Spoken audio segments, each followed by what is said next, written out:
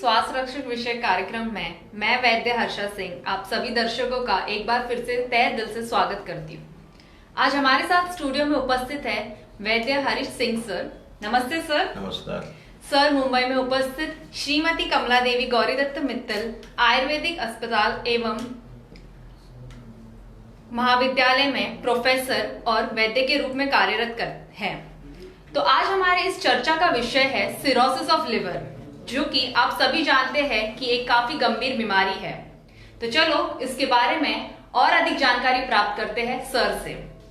तो sir, cirrhosis of liver ये है क्या, इसके होने के कारण क्या है? सिरोसिस ऑफ लीवर ये बीमारी समझने के पहले हम ये समझें कि लीवर क्या है। लीवर शरीर की एक सबसे बड़ी ग्रंथि है। हमारे शरीर में बहुत सारी ग्रंथियां हैं, उन सब में ये बड़ी और मुख्य ग्रंथि है। 50 प्रकार के ये काम करती है। कई प्रकार के काम, शरीर का ऐसा कोई भी काम नहीं है जो लीवर के मार्फत न होता। इतना प्रमुख यह लीवर शरीर के लिए है। इसे सामान्य हिंदी भाषा में यकृत भी कहते हैं। लीवर ये शरीर के पेट के अपने दाहिनी भाग में रहता है। लीवर का वजन अंदाजन 1 किलो 400 ग्राम से 1 किलो 600 ग्राम तक रहता है। इसकी जो लंबाई चौड़ाई है 12 इंटू 6 सेंटीमीटर है ये। और आयुर्वेद के मुताबिक ये रक्त व स्रोतस का मूल भी है। तो रक्त संबंधित बहुत सारी चीजें जो हैं ये यकृत से संबंधित रहती हैं। ये यकृत जो है कई प्रकार के काम करता है, तो इसका काम बड़ा महत्वपूर्ण है। जैसे मैं बता देना चाहूंगा 2-4 काम इसके, वैसे तो 50 काम इसके हैं, हम उसकी चर्चा नहीं करेंगे। हम चर्चा करेंगे सिरोसिस की। लेकिन प्रमुख काम इसका जो है शरीर में रक्त की निर्मित करना, शरीर में पाचन ठीक से रखना, शरीर में पित्त बराबर तैयार करना, शरीर के अंदर जो टॉक्सिन्स आते हैं, विषाक्त द्रव्य आते हैं, उनको डिटॉक्सिफाई करना। डिटॉक्सिफाई करने का मतलब कि उनसे शरीर में कोई नुकसान न हो। इसके अलावा शरीर के पाचन तंत्र है जो हमारा, वो बड़ा महत्व का है। शरीर के अंदर जो प्रोटीन है, कार्बोहाइड्रेट है, उनका मेटाबॉलिज्म करना अर्थात पाचन का ही काम करना, ये लीवर का प्रमुख काम है। इतना प्रमुख होते हुए भी लीवर की हर बार अनदेखी हो जाती है। वो अनदेखी नहीं होनी चाहिए, क्योंकि अनदेखी हो गई तो आगे जाके लीवर की कई सारी बीमारियां हो सकती हैं। उसमें से आज हम लोग जो चर्चा कर रहे हैं लीवर सिरोसिस। अब आप पूछेंगे कि लीवर सिरोसिस होता कैसे है, ये इसके कारण क्या है उसके। एक सामान्य रोग आप हम लोग जिसको समझते हैं कि कामला होना। कामला मतलब जॉन्डिस, या पीलिया होना, काबिल होना, या पीलापन आना, इस तरह की जो बातें होती हैं, ये जो कामला है, कामला के कारण शरीर के अंदर लीवर को इंजरी हो जाती है। लीवर के टिश्यूज को, जो लीवर के ऊतक हैं, उनको इंजरी हो जाती है। अब वो कामला कैसी कामला है? हेपेटाइटिस जिसको हम कहते हैं, बेसिकली संक्रामक जन्य रोग। जब एपिडेमिक आता है तो कामला का भी एपिडेमिक आता है, वैसी कामला भी हो गई हो, या वायरल हेपेटाइटिस हो, या हेपेटाइटिस ए हो, हेपेटाइटिस बी हो, हेपेटाइटिस सी हो। कई प्रकार की कामलाएं हैं, कई प्रकार के हैं। आयुर्वेद में हमारे लिए तो कामला ही है, लेकिन यहाँ पे वो अलग अलग हैं। ये हेपेटाइटिस ए की ट्रीटमेंट बराबर न ली गई हो, बी की ट्रीटमेंट बराबर नहीं ली गई हो, या सी की ट्रीटमेंट बराबर नहीं ली गई हो, तो उसके कारण लीवर को इंजरी हो सकती है। सामान्यतः हमारे यहाँ पर एक बड़ा गैर समझ है लोगों के अंदर कि कामला हो गई, जॉन्डिस हो गई तो वो दवाई से ठीक नहीं होती है, केवल झाड़ फूक से या तो और किसी प्रकार के जो तांत्रिक मांत्रिक लोग होते हैं उनसे लोग चिकित्सा लेते हैं। यही हमारी बहुत बड़ी गलती हो जाती है। यहाँ पे व्यक्ति को मेडिकल सुपरविजन में रह के दवाई लेनी चाहिए।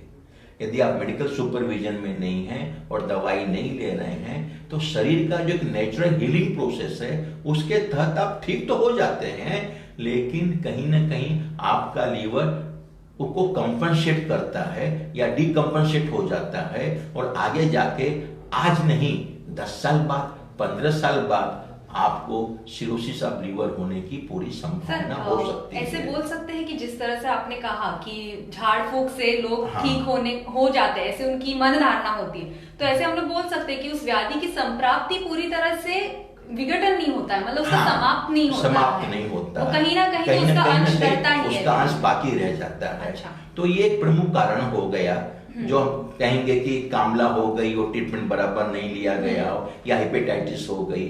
और दूसरा प्रमुख कारण है अल्कोहल का सेवन, शराब का सेवन। शराब का प्रचलन बहुत तेजी में फैला है। सर आज तो और भी होगा 31 दिसंबर वो तो ठीक है आप जो कह रहे हैं, लेकिन ये शराब सेवन के कारण अल्कोहलिक लीवर डिसीज हो जाता है, और जब एक बार अल्कोहलिक लीवर डिसीज हो गया तो फिर आपको आगे जाके कहीं ना कहीं इसका भुगतान करना होगा, भुगदंड करना होगा। ये लीवर डिसीज में कन्वर्ट हो जाता है, सिरोसिस में कन्वर्ट हो जाता है। अगला एक कारण और है कि आज के जमाने का या हमारे जमाने का, अब के जमाने का जो फूड है, फास्ट फूड है, जंक फूड है, चटर बटर खाते हैं, क्या खाना क्या नहीं खाना, कैसे खाना, उन सब हम अपने पुरातन विज्ञान को भूल गए या अपने घर के संस्कार को भूल गए या हमारे ट्रेडिशनल फूड को भूल गए। हम दुनिया भर की चीजें खाते हैं। ये कहीं ना कहीं जाके आपके लीवर को नुकसान पहुंचाती हैं, क्योंकि कुछ भी आप खाएंगी वो आपके पेट में जाएगा, पेट में जाने के बाद वो वहां पे उदर में जाएगा, आहार रस बनेगा, आहार रस बनने के बाद वो जाएगा लीवर में, और लीवर उसमें से फिर डिटॉक्सिफाई करने का काम करता है। लेकिन कुछ तत्व ऐसे, केमिकल तत्व ऐसे होते हैं, उसमें पेस्टिसाइड होती है या कलर्स रहते हैं खाने के अंदर, इतना डेकोरेटिव कलर डाल के लोग रखते हैं, इन सब के कारण लीवर को नुकसान हो गया। ये एक प्रमुख हो गया आहार में कह सकता हूँ। कई बार ऐसा होता है कि सिर दुखा, पैर दुखा, तबीयत ठीक नहीं है, दुकान पे गए, गोली खरीद ली, गोली खा लिए। हाँ, पैरासीटामोल तो बहुत कॉमन दवाई है, लोग समझते हैं बड़ी सेफ दवाई है। पैरासीटामोल दवाई भी लीवर फेलियर करा सकती है। तो ये छोटी छोटी दवाइयां जिनको हम सेफ और निरापद समझते हैं, ऐसी दवाइयां भी आगे जाके कालांतर में जाके आपके लीवर को नुकसान कर सकती हैं। सर उसके तो एडवर्स इफेक्ट्स में बोला भी गया है कि हेपेटोटॉक्सिसिटी है, आपकी जो टीबी की दवाइयां हैं, ऐसी कई सारी दवाइयां हैं। आप यदि उसकी लिस्ट बनाने जाएंगे तो अनगिनत लिस्ट है, तो ये लिस्ट तो बढ़ते जाएगी। ये कहने का अर्थ यही है कि आप कोई भी दवा खाएं तो डॉक्टर के सुपरविजन में खाएं तो ज्यादा बेहतर होगा। तो ये मैंने आपको ये 5-6 कारण बता दिए। ऐसे तमाम कारण हैं जिनके कारण जो नॉन अल्कोहलिक लोग भी हैं उनको भी हो सकता है। तो ये लीवर डिसीज यदि हो जाता है तो ये गंभीर बात है, लेकिन इसके ऊपर अनदेखा हो जाता है हमेशा। तो सर ये तो हो गए उससे कुछ मुख्य कारण। तो सर कारणों के साथ साथ अब आ जाता है इसके लक्षणों पे कि कैसे जान पाए कि हमें लीवर सिरोसिस हुआ है। शुरुआत में तो उसमें कोई लक्षण दिखते नहीं हैं, लक्षण नहीं दिखते हैं, लेकिन आपको आभास हो सकता है जैसे आपका जो पाचन तंत्र है वो बिगड़ जाता है, भूख नहीं लगना, भोजन का समय पे नहीं पचना, पेट में गैस हो जाना, कॉन्स्टिपेशन जैसा हो जाना, वजन कम हो जाना, मिचली जैसा आना, मतलब जिसको हम नौसिया कह सकते हैं, और आगे जाके फिर आपको आपके शरीर का वजन कम हो जाना, और कई बार आपको इसमें पीलिया जैसे लक्षण दिखाई देने लगते हैं, आंखें पीली हो जाती हैं, बदन पीला हो जाता है। तो ये क्रमशः आपको दिखाई देने लगेगा, लेकिन वजन कम होने लगा, भूख कम होने लगी, तो आपको इन्वेस्टिगेट करना आवश्यक है। जैसे कि सर आपने कहा कि इन्वेस्टिगेशन करना आवश्यक है, तो कौन सी मुख्य इन्वेस्टिगेशन है जो हम लोग इसमें कर सकते हैं या करवाने के लिए देना चाहिए अपने रुग्ण को? प्रयोगशाली परीक्षण आप कहना चाह रही हैं हाँ। मेरे ख्याल से। इसमें तो एक ब्लड टेस्ट होता है जिसको हम कहते हैं liver function test, LFT। LFT कहते हाँ। हैं। वो आप करवा सकती हैं। ओके।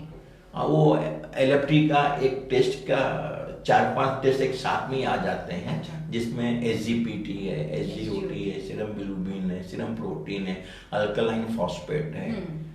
यदि इन रिपोर्ट्स में कहीं कुछ उलटफेर है, अच्छा, कुछ कम ज्यादा है, तो डॉक्टर फिर आगे जाके बाकी टेस्ट करवा सकता है, क्योंकि ये सस्ती टेस्ट है, इसलिए पहले ये करवाना चाहिए। अच्छा। इसके बाद सहज उपलब्ध सोनोग्राफी है कि आप पेट की सोनोग्राफी करवा लें, लीवर की सोनोग्राफी करवा लें। लीवर की सोनोग्राफी में आपको बहुत सारी चीजें मिल जाएंगी, देखने को मिल जाएंगी, और आपका अर्ली डायग्नोसिस हो सकता है। अच्छा, तो सर ये हो गए डायग्नोसिस? नहीं है, अभी बाकी है। अच्छा, और इन्वेस्टिगेशन बाकी है। हाँ, यदि यहाँ पे कहीं पे आपको संशय है, अच्छा, या आपको लगता है कि लीवर की और जानकारी प्राप्त करनी है, फाइब्रोसिस कितना हुआ है, किस लेवल का है, किस जगह तक आके पड़ा हुआ है, तो उसके लिए फाइब्रोस्कैन नाम की सुविधा उपलब्ध है। आप फाइब्रोस्कैन कर सकते हैं।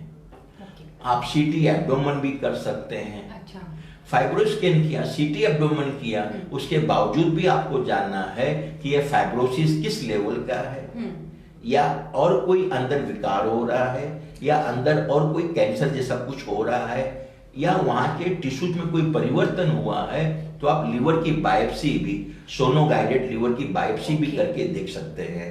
तो ये लिस्ट ऑफ द इन्वेस्टिगेशंस है जो आप ये लगातार उसको करके देख सकते हैं, और जो बड़ी सरलता से, सहजता से उपलब्ध है। बहुत सारे महंगे नहीं हैं, लेकिन हमको बोलने और समझने में महंगे लगते हैं, या हम जाने से डरते हैं। जब तक निदान ना हो जाए तब तक हमें प्रयोगशाला परीक्षण करते रहना चाहिए। आप रोगम आदो परीक्षित तो अनंतर औषधम, हाँ। कि पहले रोग की परीक्षा करनी चाहिए, उसके बाद औषध देनी चाहिए। अच्छा, तो सर ये हो गया उसके प्रयोगशाला परीक्षण के बारे में।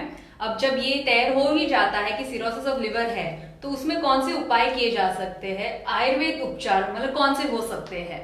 अब आयुर्वेद का जो उपचार है उसको मैं 2 भागों में या 3 भागों में बांटना चाहूंगा। आहार, ऐसे आहार या ऐसी चीजें जो हमारे रोज के खाने में आ सकें, उनका हम प्रयोग करें। हल्दी हो गई, नींबू हो गया, घरेलू नुस्खे आ गए, ये आंवला हो गया, सौंठ हो गया, ये सब जो चीजें हैं बड़ी सस्ती, सहज और सुलभ उपलब्ध हैं। ये सभी लीवर के ऊपर कार्यकारी हैं, इनका उपयोग कर सकते हैं। कुछ नहीं तो रोज एक आंवला ही खा लें, कुछ नहीं तो हल्दी पाउडर ले लें। हल्दी तो अभी एंटी कार्सिनोजेनिक हो गई है। अब तो आज की तारीख में देखिए, हर कैंसर के रोगी के पास एक प्रिस्क्रिप्शन हल्दी का रहता ही है कि वो हल्दी भी खा रहा है। और आयुर्वेद में तो कई साल पहले बता गया जाए थे कि हल्दी बड़ी उपयोगी चीज है।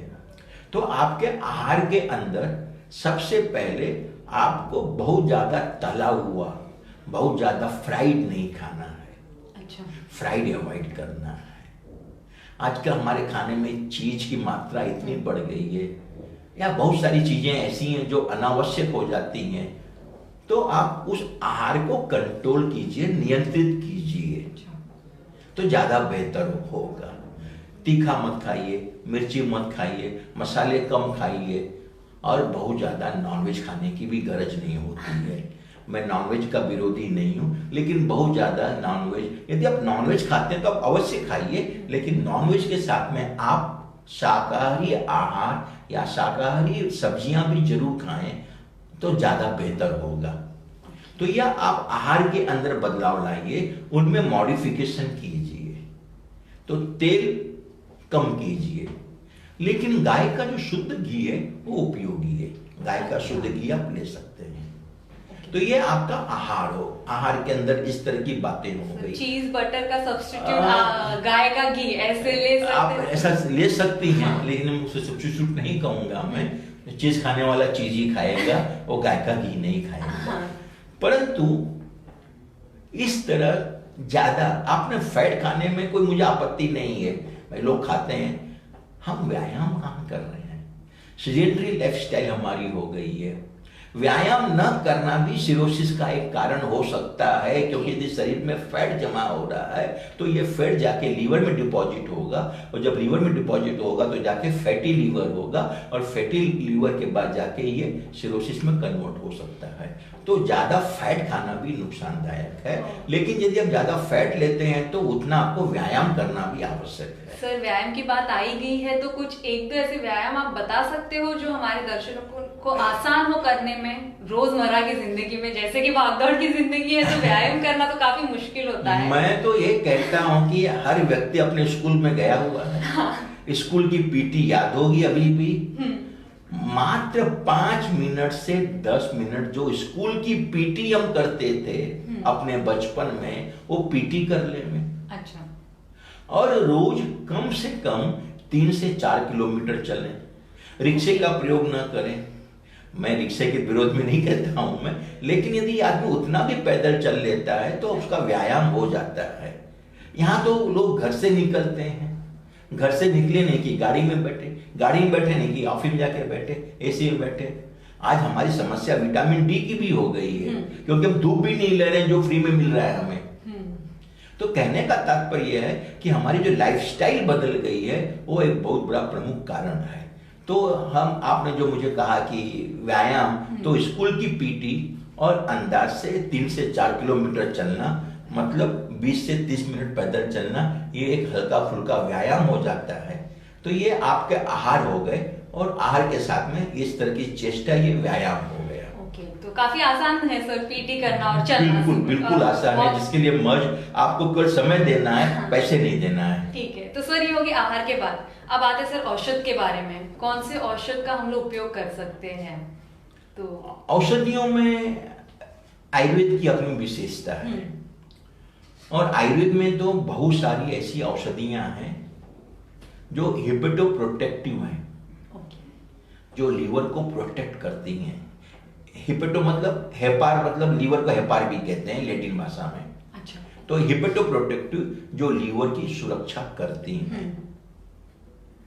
हम कितना भी कर लें, लेकिन हमारे खान पीन में कुछ न कुछ ऐसा आता है जो टॉक्सिक्स रहता है। कुटकी नाम की एक वनस्पति है, पुनर्नवा, नीम, गुटची, एरंड, तो सर ये हम एकल द्रव्य के रूप में इसका उपयोग कर सकते हैं? मैं बता रहा हूं, मैं ये दवाइयों के कुछ नाम बता दूं मैं, जो आप जानती हैं। नीम हो गया, एरंड हो गया, गुटची हो गई, कुटकी हो गई, पुनर्नवा हो गया, रोहितक हो गया, सरपुंखा हो गई, कुमारी हो गई। ये तमाम तरह की दवाइयां हैं। ये दवाइयां सिंगल दवाई, एक औषध या इन औषध का कॉम्बिनेशन, इनको साथ में मिलाकर लेना, उसका उपयोग करना या उसका काढ़ा बनाकर लेना, यह निर्णय डॉक्टर करेगा, वैद्य करेगा। यह निर्णय आप ना करें। अच्छा। जो चिकित्सक होगा वो तय करेगा। ये तमाम दवाइयां जो हैं ये लीवर की इंजरी को प्रोटेक्ट करती हैं। लीवर की बीमारियों में बहुत अच्छा उपयोग इनका है। पुनर्नवा के कारण लीवर के टिश्यू में रीजनरेशन की भी प्रक्रिया देखी जाती है। यदि आपका लीवर या आप शुरुआती दौर में फैटी लीवर से हैं, सिरोटिक लीवर से हैं, तो इस पुनर्नवा के कारण कहीं न कहीं रिवर्स हो सकती है आपकी डिसीज। अब पुनर्नवा अष्टकवात या पुनर्नवादी क्वात, इस तरह की दवाई मार्केट में मिलती है, उसका आप सेवन कर सकते हैं। एरंड पत्र के स्वरस का सेवन कर सकते हैं। एक दवा का नाम आपने सुना होगा, आरोग्य वर्धनी वटी। आरोग्य का वर्धन करना, आरोग्य का वर्धन करती है। लेकिन इस दवा के अंदर कुटकी ये दवाई जो है ये प्रमुख है, अधिक मात्रा में है। तो ये बहुत उपयोगी दवाइयां हैं, लेकिन कोई भी दवा आप वैद्य के निरीक्षण में लें तो ज्यादा बेहतर होगा। सर, आयुर्वेद उपचार में शोधन और शमन ये दो तरह की चिकित्सा की जा सकती, तो आपने जो औषधि बताई है वो शमन के लिए, तो हाँ। शोधन के बारे में सर आप क्या बताएंगे? शोधन के बारे में ये बताऊंगा मैं कि आप एडमिट होकर ये ट्रीटमेंट ले सकते हैं। अच्छा। और यहाँ पे विरेचन नाम की चिकित्सा, मतलब औषध देके हम जुलाब करवाते हैं, ओके। परगेशन करवाते हैं, वो कर सकते हैं। क्योंकि यदि हमने शुरुआती दौर पे ध्यान नहीं दिया तो इस बीमारी के कारण, सिरोसिस बीमारी के कारण आगे जाके पेट में पानी जमा हो जाएगा, जलोदर या एसाइटिस नाम की बीमारी हो जाएगी। ओके। तो ये आपको ध्यान रखना है कि शुरुआती दौर में चिकित्सा करना बहुत जरूरी है। यदि शुरुआती दौर में आपने चिकित्सा नहीं की तो यह व्याधि असाध्यता की तरफ बढ़ जाएगा और फिर लीवर ट्रांसप्लांट जैसी बात होने लगेगी। लीवर ट्रांसप्लांट इतना सरल और इतना सुलभ और इतना सस्ता नहीं है। ठीक है, बहुत बहुत धन्यवाद सर, आपने काफी महत्वपूर्ण जानकारी दी इस व्याधि के बारे में। तो इसी के साथ और अन्य व्याधि जो कि काफी भयंकर है उनके बारे में जानकारी प्राप्त करने के लिए हमसे जुड़े रहिए, देखते रहे मैक्स महाराष्ट्र। Thank you. धन्यवाद।